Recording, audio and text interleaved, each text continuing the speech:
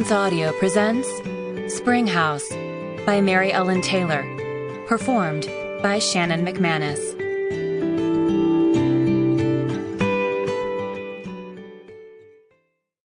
All houses are haunted. All persons are haunted. Throngs of spirits follow us everywhere. We are never alone. Barney Serecki. Prologue. Adele. Tuesday, September 19th, 2017. Cape Hudson, Virginia, in the Chesapeake Bay. 11:00 a.m. In Adele Jessup's almost 100 years of living, she had learned that blessings and curses came hand in hand. Love and birth were always counterbalanced by pain and death. She sat in her wheelchair, watching the dozens of mourners gathered around the casket draped with an American flag. The overcast sky hovered above as strong winds, thick with a promise of rain, swirled and teased the edges of her black skirt. She shifted her attention away from the scene before her to the headstones that surrounded the freshly dug hole. These graves belonged to her husband and his brothers. The Jessup boys had all been born and raised on Virginia's eastern shore. Good, proud men, they had remained loyal to each other all their lives.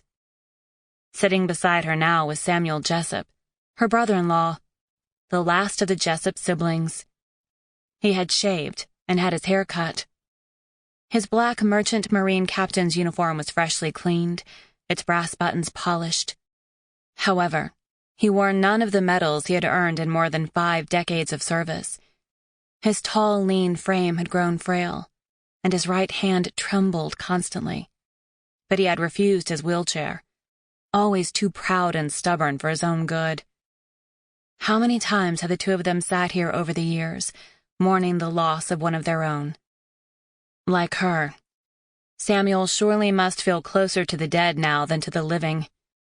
Today, they had gathered to honor the life of her great-grandson, Scott Jessup, a Marine who had died 5 days earlier when his helicopter crashed in the Atlantic Ocean during a storm.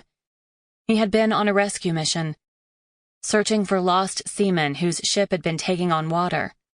He had saved one, deposited him safely on a naval vessel, and then returned to search for more. Scott, like all the Jessup men, had been drawn to the water. He had grown up hearing the talks of the brave seafaring men in his family, and he fully understood that the weather and ocean gave as easily as they took. Scott had been good, brave, and sometimes too self-indulgent, but then he had been only 27 when he died. A flicker of movement beyond the mourners caught her gaze, and she looked toward the wrought iron fence that surrounded the small family cemetery on the eastern shore. A young man stood there alone. Her failing eyes could not make out his face. She assumed he was another mourner until he began to move forward. But then she realized it was Scott. Adele was not surprised to see him. The veil separating her from death was so painfully thin now that spirits were just as easy to see as the living. Scott walked up to his mother, Helen Jessup, seated in front of her son's casket. She clutched a worn Bible and openly wept. Helen had adored her only child, and his death had sliced her heart so completely that no words or deeds would mend it. Scott laid his hand on his mother's shoulder, but she did not seem to notice. But Samuel saw him, and when the two locked gazes, a faint smile tweaked the edge of Scott's lips. Samuel placed his hand softly over Adele's and gently squeezed. Next to Helen sat a grim-faced man dressed in a U.S. Marine's uniform. Rick Markham had not only served with Scott and all the pallbearers, but they had also been good friends.